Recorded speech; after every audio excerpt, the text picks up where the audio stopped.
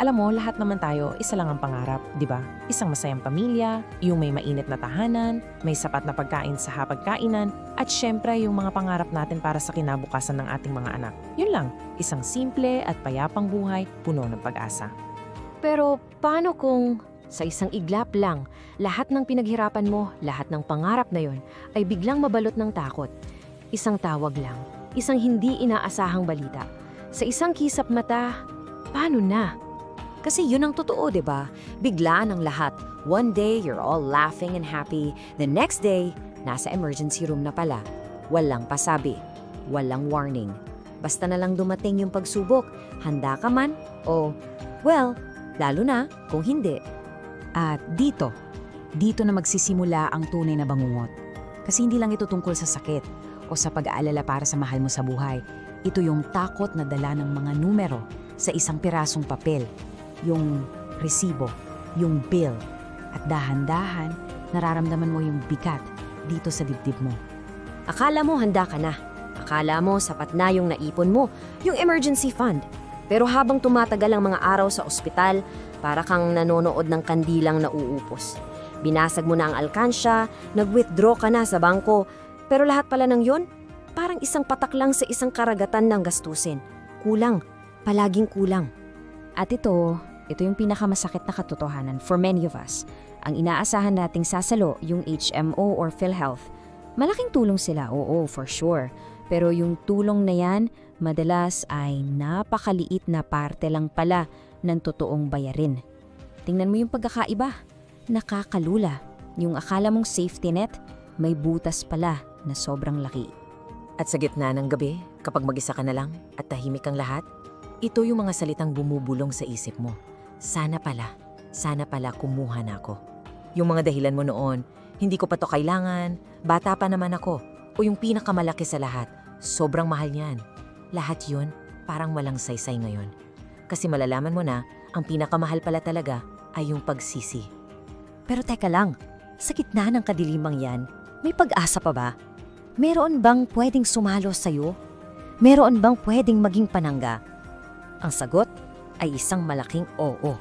At yan ang pag-uusapan natin ngayon. Insurance. Alam ko for some, it's a complicated word. Pero let's simplify it. Isipin mo na lang to bilang isang personal na panangga, isang kalasag. Kapag dumating yung financial storm sa buhay mo, ito yung haharang para hindi ka tuluyang matumba. Halimbawa, kapag ikaw ang nagkasakit, ang health or critical illness insurance ang magiging panangga mo. Sila ang bahala sa malalaking gastusin para ang focus mo ay sa paggaling mo, hindi sa pag-aalala kung saan kukuning ang pambayad sa bills. It protects your health and at the same time, pinoprotektahan din ito ang savings mo. At para naman sa pinakamamahal mong pamilya, andyan ang life insurance. Ito yung panangga na magsisigurado na yung mga pangarap mo para sa kanila, tuloy pa rin kahit anong mangyayari sa'yo. Ito yung aalay sa kanila para tuloy yung pag-aaral ng mga anak mo para may bubong pa rin silang uuwian. Okay, so eto na yung tanong ng lahat. Magkano ba yan? Kasi ang alam ko, mahal yan. Ito yung number one myth na pumipigil sa napakarami sa atin. So let's answer it. Magkano nga ba talaga ang halaga ng peace of mind? Magkano ang presyo para magkaroon ka ng isang matibay na panangga? 50 pesos. Araw-araw. Yes, you heard that right. Sa halaga lang ng isang tasa ng kape mo araw-araw, pwede mo nang simulan ang pagbuo ng proteksyon mo. Imagine that! Yung isang coffee break mo, yun na pala ang pwedeng maging kalasag para sa buong pamilya mo. Hindi pala siya kasing mahal ng akala ng marami. At ang maganda pa, marami kang options. May mga plans na may kasama ng savings or investment. May mga pwede kang idagdag o riders para protektado na rin ang asawa mo at mga anak mo. Pwede mo ring gamitin to para palakasin pa ang coverage ng HMO mo. The point is, marong plano na siguradong babagay sa budget at pangangailangan mo. So ngayong alam mo na ito'y abot kaya at may mga options para sa'yo, the ball is in your court. Ang desisyon ay nasa'yo na.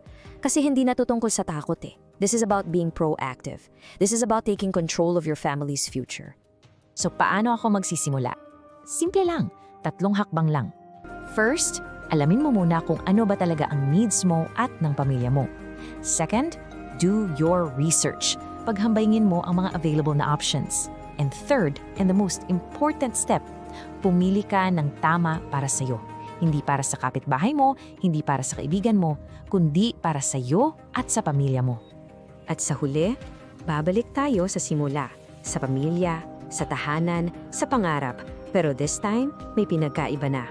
Dahil ang pangarap ninyo na yun ay protektado na. Meron na kayong panangga laban sa anumang hindi inaasahang unos ng buhay. Of course, it's very important to remember na ang explainer na ito ay para maging gabay lamang. Para sa isang desisyon na akma sa iyong personal na sitwasyon, napakahalaga na kumonsulta ka sa isang professional financial advisor. Sila ang taong pwedeng tumulong sa iyo na mahanap ang tamang-tamang proteksyon para sa iyo at sa iyong pamilya. Kaya iiwan ko sa inyo ang tanong na ito. Ang pamilya mo at ang mga pangarap ninyo para sa isa't isa. Handa na ba talaga kayo sa anumang pagsubok na maaaring dumating? Thanks for tuning in to Silent Wealth.